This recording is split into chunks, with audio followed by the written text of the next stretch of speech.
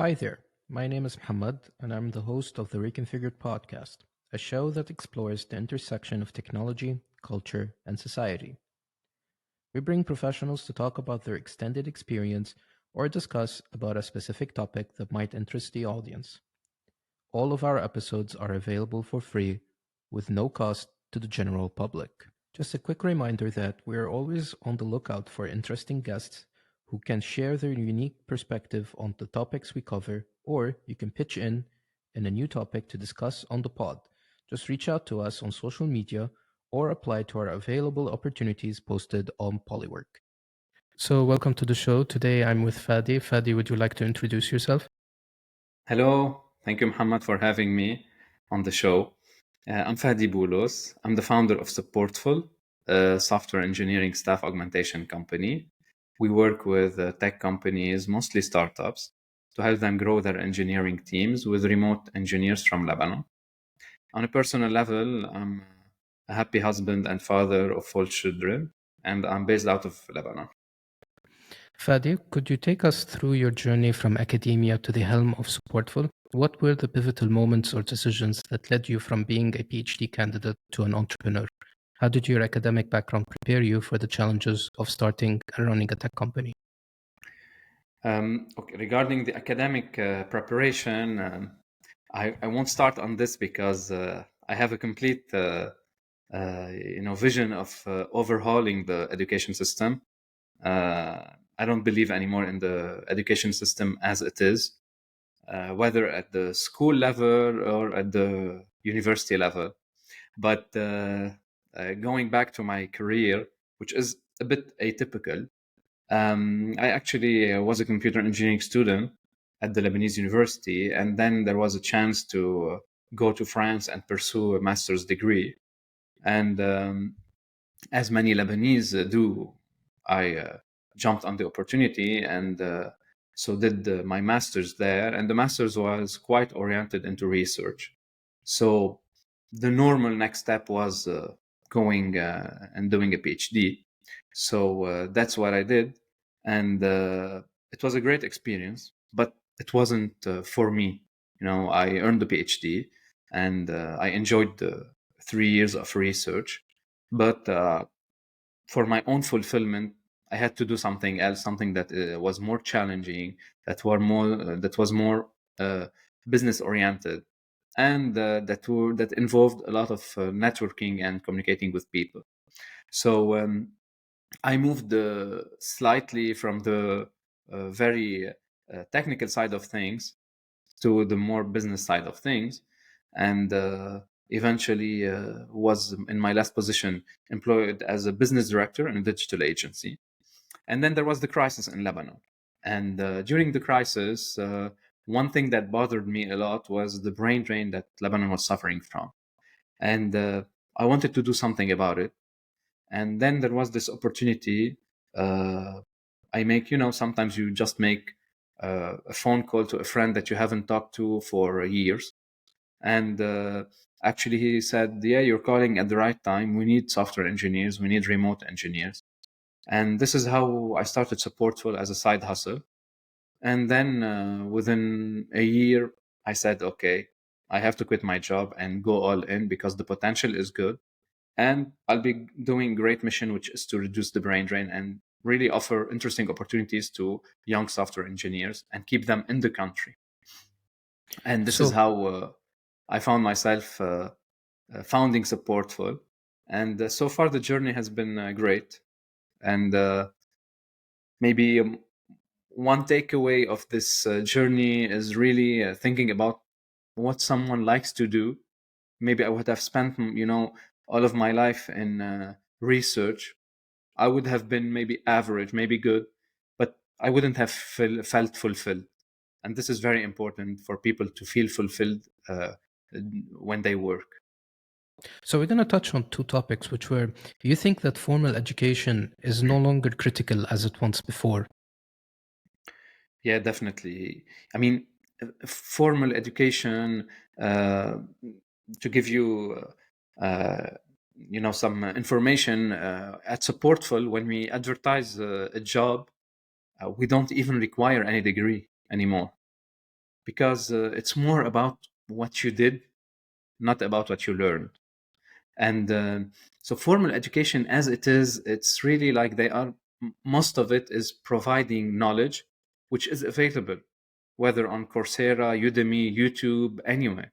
So uh, that's why I don't believe it's relevant anymore. And there's a lot to be done in this area. So obviously preparing people for work, and this is common.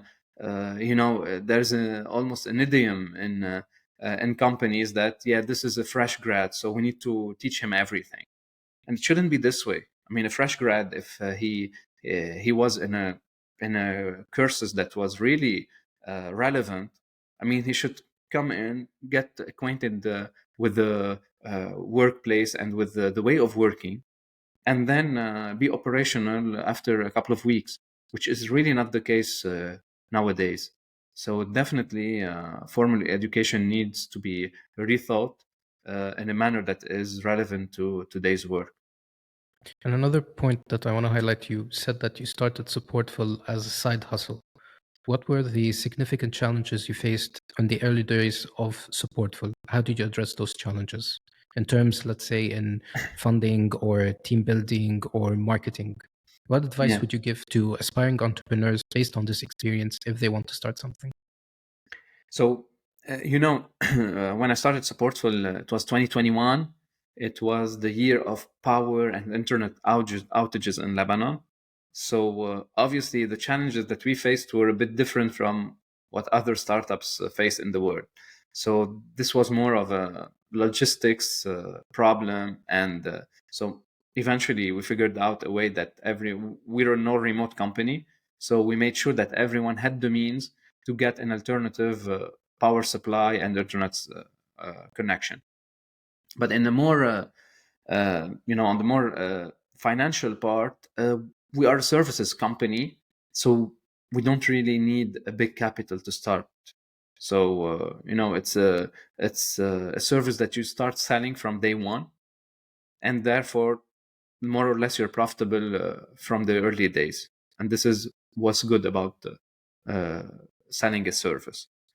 Now, what would be my advice to aspiring entrepreneurs? It's really about having a solution to a problem, building a network from early on. So now, even if they're way far from any idea that could turn into a startup, and even if they're employed, even if they're at a college, they need to start building their network. Because, I mean, for me, it was just a matter of network.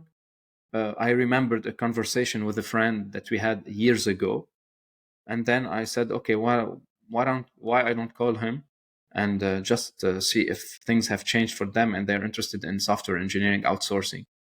And this is the power of the network, um, serendipity happens, but you should act towards it and you should facilitate it. And networking is a big thing. So having a solution to a problem, this is the first thing. Number two, really working towards serendipity and making things happen in the right way, and having resilience. I mean, starting your own company needs resilience, and this is something that should be learned over the years. Ideally, away from instant gratification that social media provides. So really putting objectives and working towards them, and not settling for, having likes on a post on social media. So I'm going to touch on the part of creating connections with people. So if, let's say, I want to connect with people, it's not like I add you on LinkedIn and then I try to upsell or sell your service. Is that what you're trying to say? It's more like, you're facing a problem, I might give you a solution kind of thing. Sure, it can be in many ways. One of them is really helping out uh, in a complementary way, so for free. It could be thanking someone for a contribution or for inspiring. So let's say you read an article and you feel that you're really connected, it resonated with you. You can just send an email or connect on LinkedIn with the author, just saying that it was a great article and it resonated with me, and I specifically liked this part. And here you are, you're building connections. No one would say, "Oh, what a dumb message." I mean, if it's genuine, people appreciate it, and this is very important. So, approaching people with genuine interest, this is very important. So it could be this one. If you're in a community, in a tech community, say, "Okay, guys, who has the contact details of this guy? I really appreciate their work, their contributions." As long as it's genuine, it can be thanking, it can be asking questions, it can be asking for help sometimes, can be really anything. Yeah, I feel this sometimes when some people send me a message on LinkedIn or an email telling me, "Hey, there's this part in your podcast that I really like that really helped me," and it just make me feel happy that I'm contributing towards something indirectly. Sure. And I mean, what is sure is that you need to avoid the salesy speech. Just be genuinely interested, get inspired. And sometimes if you inspire, you can say, "Okay, I heard you talking about this, and I might have a solution for you that I read about it," which it can be something that you're not selling. Adding value is very important. And I think this is key to unlocking great connections and relationships. So I'm going to touch base on Supportful's mission, which is one of them is to remove the brain drain in Lebanon. But what is the most fundamental mission that drives Supportful? And how does this mission influence in everything you do, from your decision making, the service development, and the company's culture? You can share a story if you want about this mission, which impacted you. Yeah, so the fundamental mission is really building a better future for this country. And this cannot happen without the young, educated, and skilled people. That's why we need to have them in the country. And that's why, by providing opportunities where they can thrive, they can be evolving in great cultures and great environments, we would be keeping them in the country. We'd be making sure that uh, money and hard currency is coming into the country, is spent where it needs to be spent, because we are all remote. And when we started during the pandemic, we didn't have any other choice. But now, when we can go back to the office, we intentionally decided to stay or remote, because we want every one of our engineers to work in their hometown and to spend their money locally, so they can help those small local economies develop. And so we can create a really sustainable economy at the national level. So this is the core of our mission, and it definitely influences everything in and everything we do. uh, let's say we're now focused on Lebanese talented engineers. We could have started working with the people outside of Lebanon, but so far, as long as there are so many opportunities and there is a lot of talent on the market, we want to stay in Lebanon. And this is an example of how our mission influenced our business decisions. So I want to touch base on one thing, is that you started from 2021 and till now we do a decent amount of remote work. And in our time right now, it's increasingly shifting towards remote work. What strategies have you implemented at Supportful to build and maintain a strong remote team culture? Because Yeah. especially in 2021, where you're working with people, there was the pandemic. So there was a decent amount of time where we have to work remote because we had to, not because we Yes. wanted to at some level. Would you like to touch on this? Yeah. So in terms of culture, what we do is we really make sure that in a remote setting, communication should always be on. It has to be a two-way communication. It has to be regular. It has to be positive, and it has to be physical sometimes. And we're lucky to be in Lebanon, where it's a small country, and we can meet. So we make sure that we meet physically, uh, usually once every quarter. So sometimes for an offsite, we do one offsite. So it's a sort of company retreat. It's an annual thing. We also do social events around Christmas dinner, around Ramadan with our annual iftar. We also do other activities like hiking, or just last week we went together and gave a robotics course to students at a public school in Jbeil. It was part of Tech Timeout, which was an initiative. It is an initiative by a UK nonprofit to go off screen for a couple of hours on that day every year. So uh, team bonding is very important, and to do it, it's really two things: communication and social events regularly. I'm going to move to a different question, which is what criteria did you prioritize when hiring new talent for Supportful? And how do you identify candidates who are not just skilled, but also a good fit for the company's culture?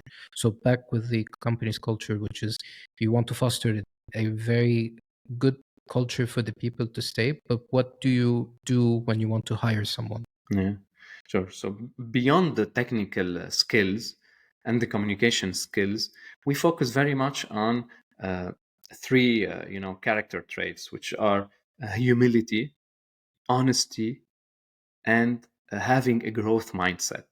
And we're very much focused on growth at Supportful. So we have a very ambitious training program. So every year it's up to 50 hours of training and upskilling, quite personalized to every person's needs, in order to make sure that everyone is on a growth path, and no one is there in their comfort zone. We hate comfort zones. So it's important to identify people who like to progress and learn, who are honest about what they've done, what they did, what they want to do, and how they see themselves in a company in a few years. And the humility, and very much linked to the learning mindset. People who accept feedback and who are willing to learn from every opportunity.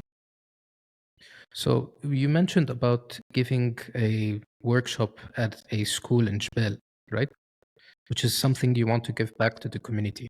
Mhm. In what way or different ways has the concept of community influenced the direction and growth at Supportful? Would you like to share an example, let's say the community where you engaged or played a role where it led to, let's say, a business milestone or a certain decision? Yeah, I'm a people's person, so I'm very much into communities, and I'm trying to influence Supportful in that direction. So we're part of many tech communities, so like the big tech communities worldwide with their local chapters in Lebanon. So whether it's AWS or Google developer groups, um, we're very much into the remote communities. So like running remote international community for remote companies. On a personal level, I'm part of Life Lebanon, of Bad Assery, which is also a community of leaders in different areas in the world. So uh, I think being a part of a community is very important, and it's healthy for individually and for the business, even if it doesn't drive business directly. But I mean, the more you get inspired, the more you learn, the more you know about how people do things. This will eventually reflect on your business. Um, I I'm thinking of a specific instance. Actually, one of the communities I'm a member of, there is something called a personal advisory board, and it's like an accountability partner uh, to really exchange ideas and force each other to stick to a specific progress plan. And via one of these sessions, I discovered something that was really missing in our marketing area. And we're now implementing it. We're making sure that we're tackling this problem. And, this is like free advice that I received. In exchange, I usually try to help whenever I can. And so this is really leveraging the power of the community, and we try to give back as much as we can by giving talks or sponsoring these local events tech events like the AWS events or GTG, along with pro bono training sessions to students to make sure that they get better guidance and orientation than what we got years ago. So I'm going to move to a different question, which is navigating the competitive tech industry requires innovative strategies for exposure and growth. One of them, the growth that you're trying to do is to foster a good, let's say, tech ecosystem in Lebanon, benefiting the community and all of that. Can you share some key strategies that have been effective in increasing Supportful's visibility and customer base? Additionally, how do you approach the challenges of sales in a tech-focused company? Yeah, so as I was saying, networking is very important to increase exposure. LinkedIn, I use LinkedIn, and our company has a LinkedIn page. Obviously, it's a personal page is much more powerful than a company page, unless you're HubSpot, but uh, because they do great things. So using LinkedIn, and actually a big part of our clients came through LinkedIn, because people in your network would see, oh, Fadi is doing this, Supportful is doing that. So they get interested. We start the conversation, and usually they're happy to work with us. So LinkedIn is very important. We did some cold emailing. I wouldn't say it was successful so far. We're trying different ways of doing it, but I think this is an area worth discussing and working on. And obviously, the networking aspect of things, which is really reaching out to people and saying, okay, this resonated with me, this helped me do this, these are my 2 cents for this idea or this topic, and building this network and growing it as a good way to promote your services and eventually sell them. So I want to touch on the part of saying it on the personal account. Let's say on LinkedIn, if I created my own personal account rather than just a company account, people would believe in me because it's more authentic to come from someone rather than an entity. So for an example, if I created a company and I started to post on that company and the company's page on LinkedIn, people's perception of what I'm doing on LinkedIn through the company's page is different when I do it on my personal, because it's more authentic, because it's easier when a human being sells to a human being rather than an entity trying to sell a human being. Correct me if I'm wrong here. Yes, exactly. And people do business with you, not with the company. So that's why many salespeople, when they switch to the competitor, they take the clients with them, because people got used to. I mean, it's always a human relationship, and they like to do business with a human. So especially when you're on LinkedIn, let's say, and you get a bit personal. So they really see the real human in you beyond the business you. And this is very important for creating bonds. And this also applies to Twitter, by the way. So obviously, doing business with a person and engaging with a personal profile is better for the business than via a LinkedIn page. But you should still do it on your page, on your LinkedIn page. But do you think people are afraid approached by, let's say, a LinkedIn page because they have this idea like, if we're connected by a company, then they'll either throw us to some employee who wouldn't understand what we want or any of that? So let's say, for an example, I want to let's take myself an example. I want to create, let's say, a software agency, and I created a company page. When, let's say, for an example, I want to tell them to contact me to do, let's say, a quick call to schedule to do a website. They're afraid that I might put them with a sales team who would not understand what their needs are. And then when the developer receives, let's say, a certain message from the sales, it would be much more different than what the client wants. So they rather stay away from the company and would rather deal with someone they would talk with personally. Do you think this is, let's say, like a thing? I would say this is, very specific to our Levantine culture, where, in Lebanon, everyone wants to do business with the boss. So they don't want to deal with the team. But I don't think this is a pattern at the international level, at least from my experience.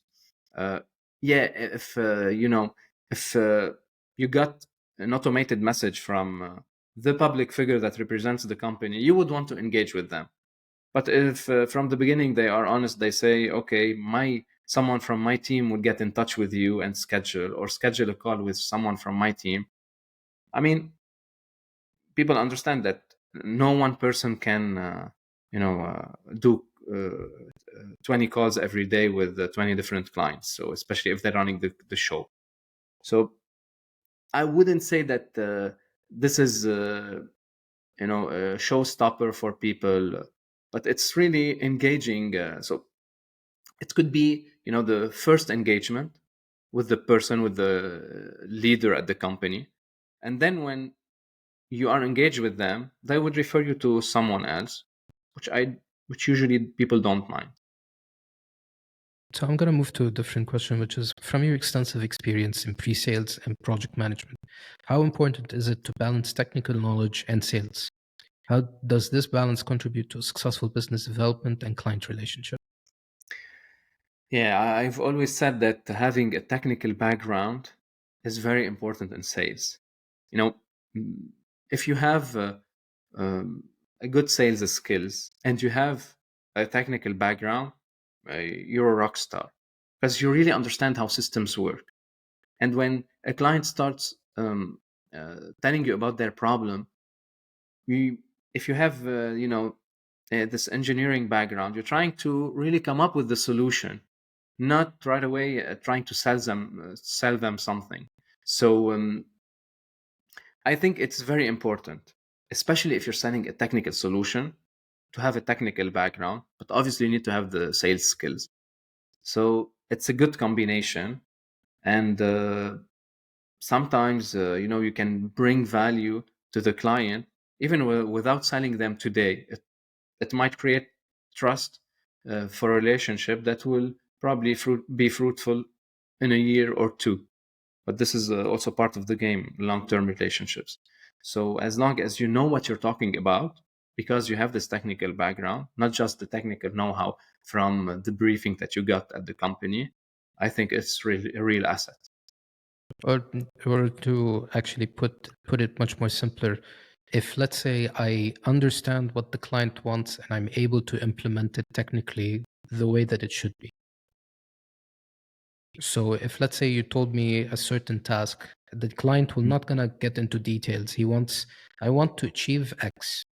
Yeah. And if you're capable of doing X on a technical level, but you understand what the client wants from that simple, I want X, it's much more better than just saying, okay, what do you want X to do? If he Definitely. just told you, I want X, and you understand what X is supposed to do in complete details, you removed a lot of clutter for the client, and also you achieved what he wanted with minimal collision. Is that what you're trying to and imply? you would speed up the sales cycle, because when they say we want this, or they ask a question, you don't have to go back to your technical team every time, because some answers you already know them. Or they say, as you were saying, they want to go to step 4 directly. You would start telling them that there's step 1, step 2, step 3. So it's really helpful. Yeah. Yeah. I'm going to move to a different question, which is what strategies and practices have you found most effective in building a strong talent pool that aligns with Supportful's current and future goals? How do you ensure continuous development and engagement of your team to adapt the evolving needs of the tech industry? Or if I want to make it much more simply, what do you want? What is the most effective thing when you want to build a good talent pool? Hmm. And if how do you engage with your team to keep on evolving in the tech industry, especially since the tech industry changes rapidly? Yeah. So one day you might be using a certain thing, another day you might find out that it's no longer applicable anymore.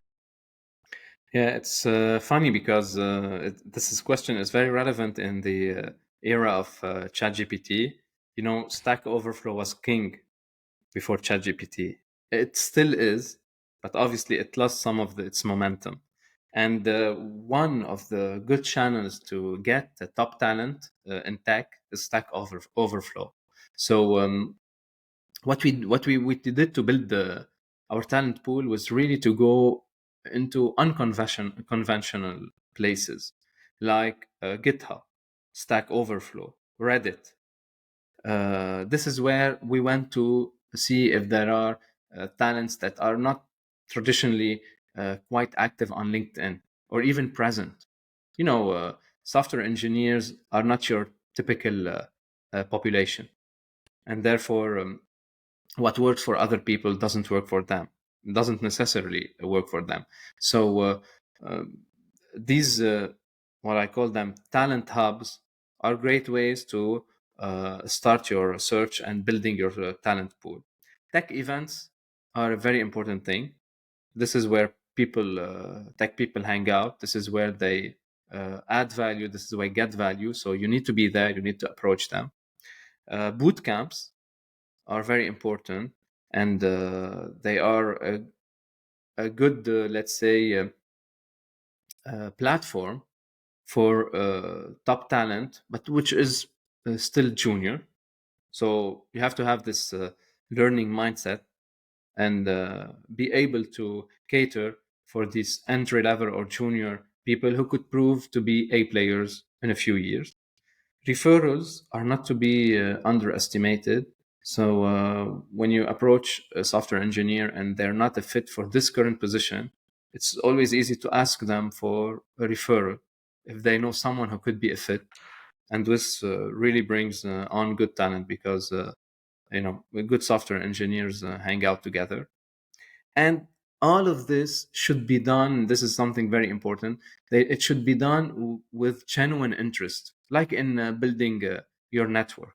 So if the position, and it happened once actually, I approached a software engineer, and for a position that was well paid, but it wasn't as challenging and interesting as what he was currently doing. And I was really transparent with him, and I told him after I learned what he is currently doing, and I said it might not be a good move for you, even if it meant business for me. But and he really appreciated that, and he eventually referred a good fit for the position. So being honest, transparent, and genuine always pays off. Because I have a think about the bootcamp part where you mentioned about bootcamps, where a bootcamp will teach a certain person who might not come from, let's say, a software engineering department. Let's say he might come from a biomedical, or he might come from a very obscure background, and he learns how to do software development. The problem with those people is that they might not have the technical mindset that we as computer science students might have. So I took, let's say, some computer theory, some algorithm class that I might utilize in my job, but those people don't have this extended academic knowledge, if you want to say. It's still academic at a certain level.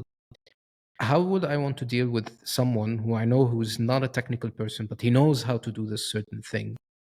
And would you think that he might be a decent fit on the short term, or do you think that he might be a decent fit on a long term? Well, actually, I know quite some career shifters who are A players. And I like career shifters because when they do it after engaging in a different education track, or even in a professional career, and they switch careers, it means that they're really passionate about it. And no one can beat a passionate software engineer. So when they go through the boot camp and they learn whatever stack, and if they have this learning aptitude and go and learn the fundamentals on their own, I mean, uh, they will become A players.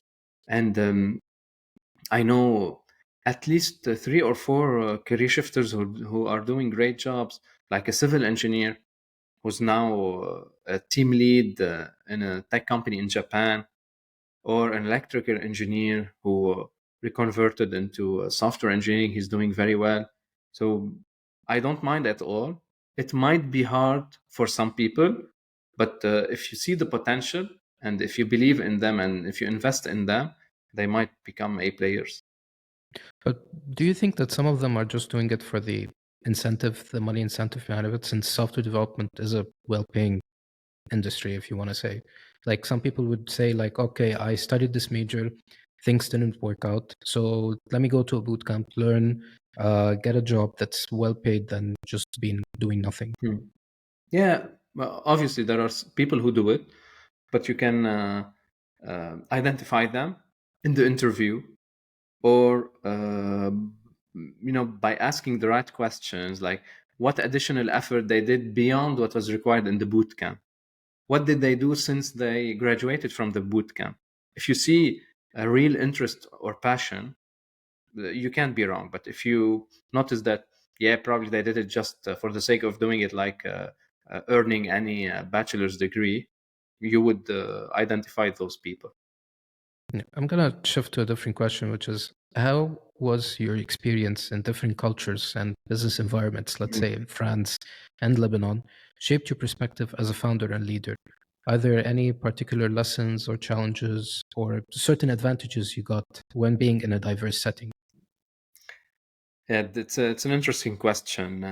Having lived for 8 years in France, I got into the system, and the French system compared to Lebanon is quite rigid, quite institutional, but also very organized. So I think this mix between our entrepreneurial spirit in Lebanon and our risk-taking appetite versus being planning ahead, strategizing, organizing things in France. I think it's a good mix, and nature loves the diversity, and I think when you have a diverse team, or you have a diverse personality because you lived in different cultures, it always rewards you, and I think this played in my favor.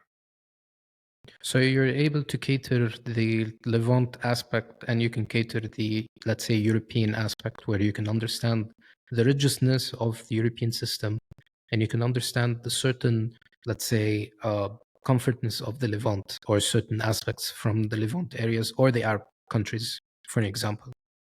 Yes, it definitely helps you dealing with clients from these cultures. But in my case, I also benefited from it in a sense that it shaped my personality and my way of doing so.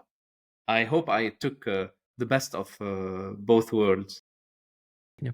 Speaking of dealing with clients, how does the customer feedback influence your service development process at Supportful? Can you share, let's say, an instance where a customer insight led to a significant pivot to the service? Um, I don't recall an instance where the feedback was substantial, but I do take into account the feedback, the client feedback. So, for example, in one specific instance, it helped us fine tune our vetting process, because the client's feedback was really important, and it showed us the stuff that we didn't see in our old process. So this is a way where we were influenced by client feedback, which is very important. And sometimes, based on the client's needs and the talent they need, the skills they need, we would also focus on specific profiles with these skill sets. So yeah, it's a dynamic relationship, and we try to, as much as possible, incorporate feedback in our everyday work. So, taking this kind of feedback means there's some leadership aspect you have to take towards your team. What is your leadership philosophy, and how do you motivate and inspire your team, especially in challenging times? Just for an example, dealing with certain things, as an example. Can you share, let's say, a certain challenge you faced and how do you address it? So I would say my leadership style is democratic, so collaborative, empathetic. So one of the things I like is really leading with empathy. So I always put myself in the shoes of the person I'm talking to. and try to understand why they did what they did from their perspective, and this helps a lot. So I think it creates a really positive culture and workplace.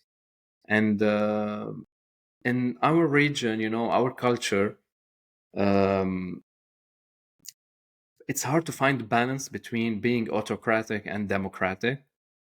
So far, it's been working well at Supportful, finding this balance and making sure that the environment is healthy for everyone and for the business itself. So I can't recall a specific, challenge, but and we're still young, so I think there will be challenges along the way. So I'm gonna move to a different question, which is how do you see the tech industry heading in the next 5 years, and what role would you envision for Supportful in this evolving landscape? Well, I think we already it's already started. The AI revolution is here to stay, and I think it will impact every aspect of technology and even every area of our life. So it's something that's going to be strategic for Supportful during next year, and we're going to work on it to make sure that we don't miss the turn.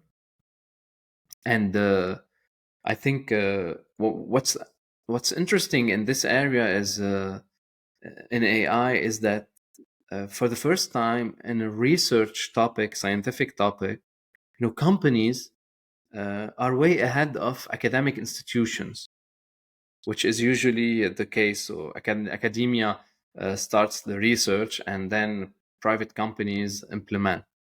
But in this area, it's so different. And with OpenAI and the other competitors, but mostly with OpenAI, I think we're heading towards great productivity jumps and great advancement in all areas. And I'm happy that we're seeing this and we're doing the necessary to make sure that we're not missing the turn. And this will start as of early next year.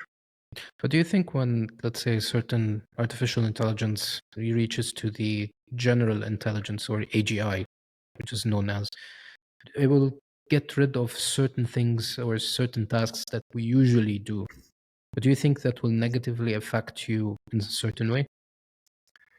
I think even before we reach AGI, we're already witnessing some jobs and some tasks that are becoming really easily done with the AI.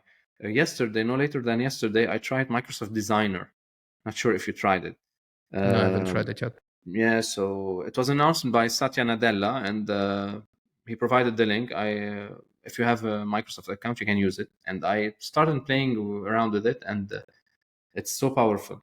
And this will be used to create the visuals, social media posts, any kind of design, and based on text prompts. No, it's based on DALL-E, so it's the engine that was already there, and so designing uh, visuals, even movies. I also saw a tool in action that creates movies based on text prompts, and so things are gonna really, really go fast from here, and I don't think it's a problem if these jobs or tasks are automated, because people will be doing things that have more value.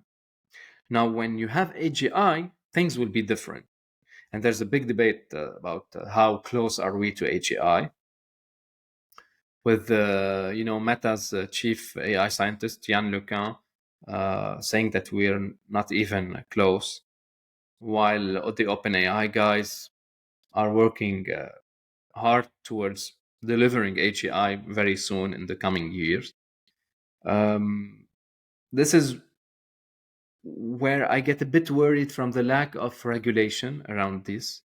And you don't want to have a technology that is way more powerful than humans and that is not controlled by a body that is either democratically elected or that has participation from different players.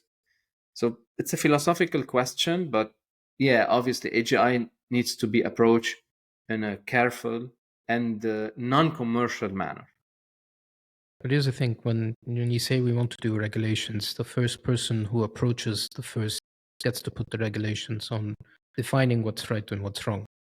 The problem is that once you reach to the definition of defining the rules, then you get to dictate how things work. So you push things towards your favor. So it's more like an arms race on who gets to be first to take control on how things move forward. Because even now, if things aren't regulated, and when you want to set the regulations, you need a base to regulate upon, regardless of the case. Yeah, that's why for me the regulatory body should be democratically elected, or it should represent many nations, many industries, many schools of thought. And one important thing is really open sourcing everything. And there's this direction of open sourcing AI, starting from the training data. And I think this is a step in the right direction, because if everyone knows, like the concept of blockchain, if you can track everything and if you can see who is doing what with what data, and what the data is about, I think it's much better than having closed sets of data that the engine is training on. But here's the thing, when you open source everything, there's no longer incentives of dealing with a company that gathers its own data specifically. Uh, well, you can see that there are so many profitable Linux companies. There's always a way to make money out of open source. So let's say Red Hat, they have their own distro, and they make money out of it. And people will find a way to make money out of open sourced LLMs. So I'm going to move to a different question, which is, based on your journey, what advice would you give to software developers or technical professionals aspiring to become, let's say, a founder? Are there any specific skills or experience they should focus on? My number one advice is really networking from now, because the idea, or to be more accurate, the solution to a problem will maybe it will come in a few years. In the meantime, what they can do as of now is really building their network. And from the readings they will get exposed to, from the conferences they will attend, from the podcasts they will listen to, from the advice they will get, it might open up so many new opportunities for them. So number one, networking. Number two, work on being resilient, because as a founder you will get a lot of rejection, especially if you're searching for funding. And obviously, because when you're a founder, you're doing sales at the beginning. So they have to be resilient, and mental resilience is something that is built gradually. And it starts with, they don't have to take cold showers, but they need to commit. They need to organize their lives, and they need to, whenever there's a problem, they need to tackle it and not shy away from it. So it's more like playing a long-term game, if you want to think about it. It's not like I just want to take the title and that's it. Yes, sure. There's no reward in being a founder if what you're doing is not rewarding in itself, if you don't add value. So So assuming the fact, if I became, let's say, a founder, and you want to give advice on someone on how to do a work-life balance if you became, let's say, a CEO, what advice would you have, let's say, for someone who became, let's say, a founder, for entrepreneurs or business leaders in maintaining a personal well-being while driving a successful business? Okay. Usually, I use the term life work balance because life is more important than work. And so I put it first. And what I think should be done is really organizing life and really using that balance term. So it's good to grind, it's good to work long hours, but everything needs to be balanced out.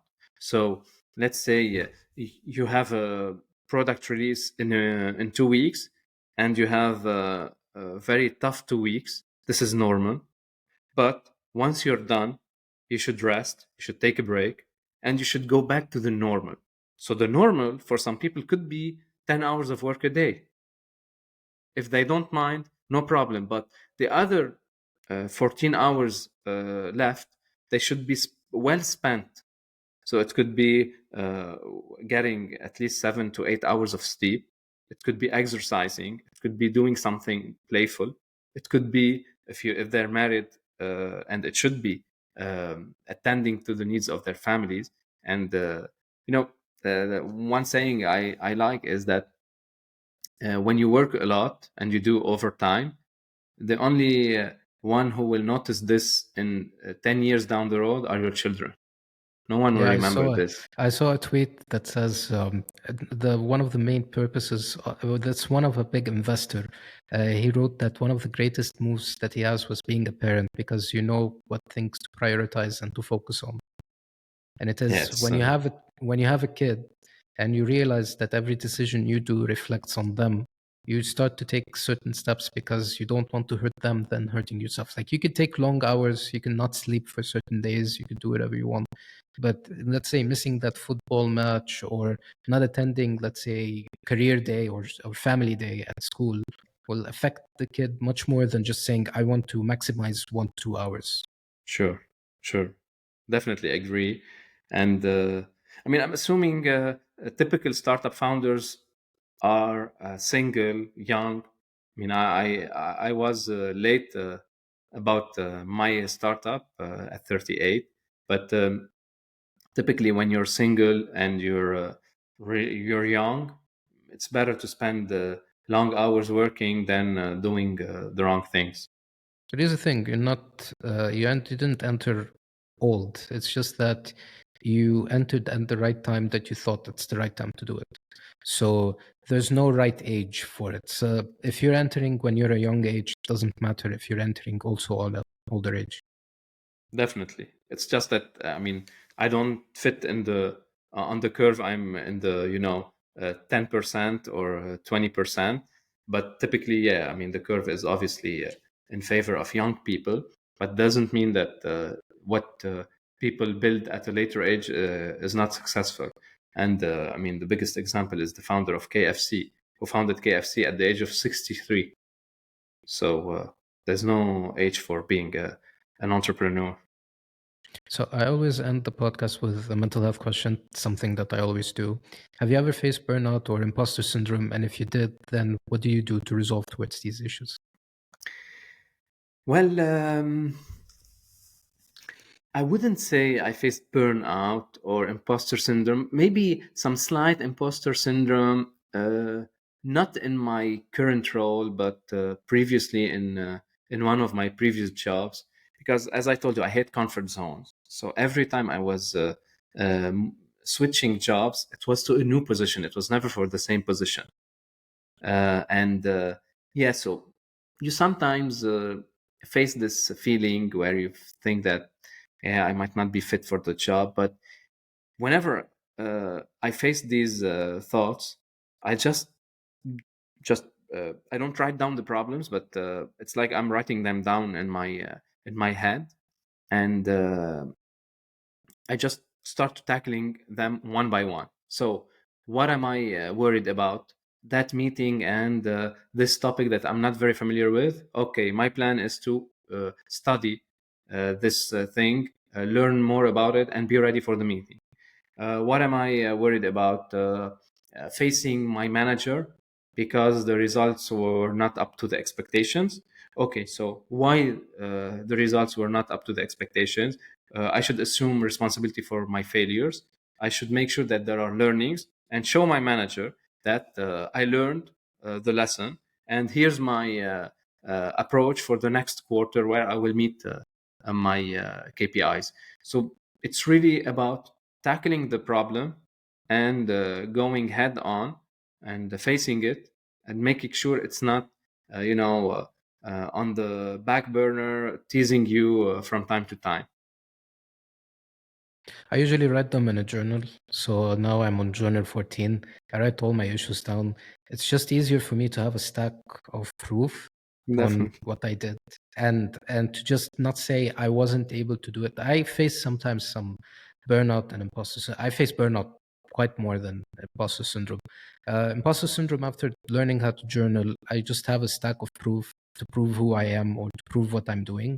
So I would come up and say like, okay, I cannot do this, but here's like a notebook containing all the things that I did about this topic. So I'm capable of doing it. Why I can't do it? Yeah, that's great. So I can trick myself to thinking, okay, I do have imposter syndrome. I do believe like I might not be able to do this, but I do have a proof that I'm able of doing this. And when I trace back into what I wrote in my journals about burnout, I learned from my lesson to not redo the same problem again. So writing things down actually is good because you can tackle half of the problem actually gets solved from writing it down. Exactly, and this is great advice, Hamad. And do you cross them to make sure they're gone, or you check them, or? No, I sometimes I cross things down. I put even reviews. I do even some yearly reviews on what I did and all of that. I organize them into points so I can easily access them, so that Yeah. they become much more easier for me.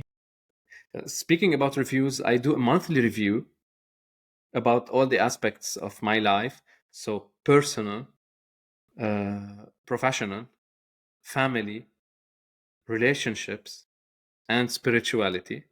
This is a monthly review, and then every year, the it's a trendy things. It's a trendy thing to talk about your New Year's resolutions. But I do them and I track them, and it's been a few years, and it's really simple. It doesn't have to be rocket science. Just what you want to do in each area of your life, and I think what you're doing is great, and monitoring and reviewing is complements writing them down.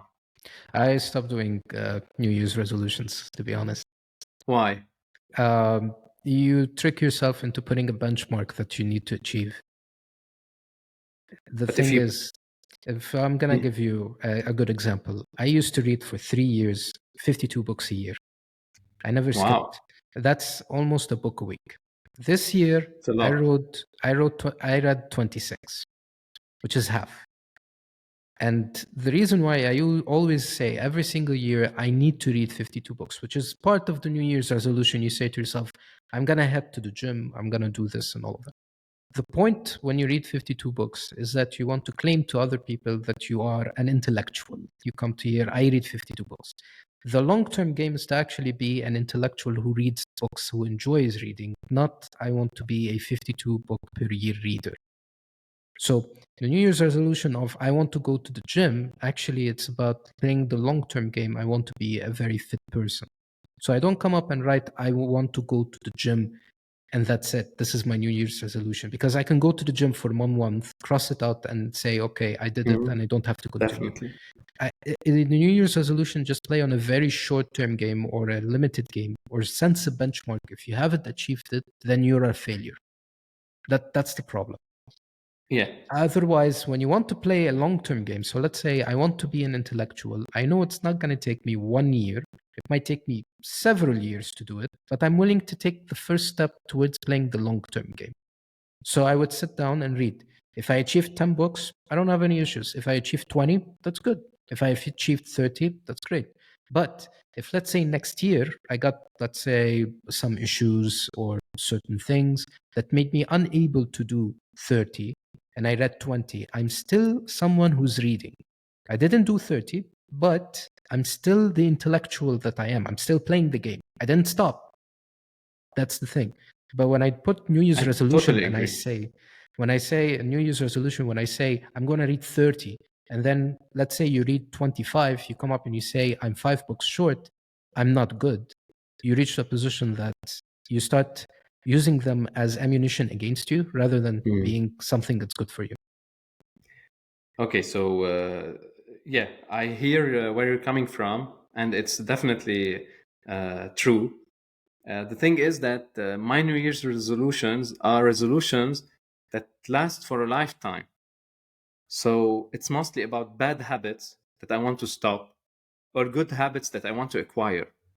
So they're really not quantitative, or if they're quantitative, they are realistic. Like 52 books a year. First off, congrats. I mean, that's a great achievement. And Bill Gates reads 52 books a week. So you're in the league of really prolific readers. 26 is also great. And 12 is really outstanding. I mean, a book a month with the limited time you have every day, it's already great. So, if you want to, if you put really realistic objectives, making sure that you're reading every year at least, let's say, 12 books, and it means that you're an intellectual without having to brag about doing reading 20 or 50 books. But that's um, your perspective is very relevant about being short term. Yeah, it shouldn't be I want to go to the gym, or it should be I want to go to the gym for the rest of my life. That's why I won't commit to 5 times a week. I will commit to twice a week, which is realistic.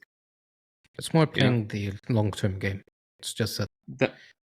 Totally agree. It should be about the long term. The more you put more frequency, the more you get to reach the burnout. So that's how sometimes I faced. I learned this lesson in a very tough way. Hard way. The hard way. Thank you so much for listening to the episode. If you liked it, then feel free to watch our previous episodes and feel free to follow us on social media and rate us on your favorite podcast app of choice.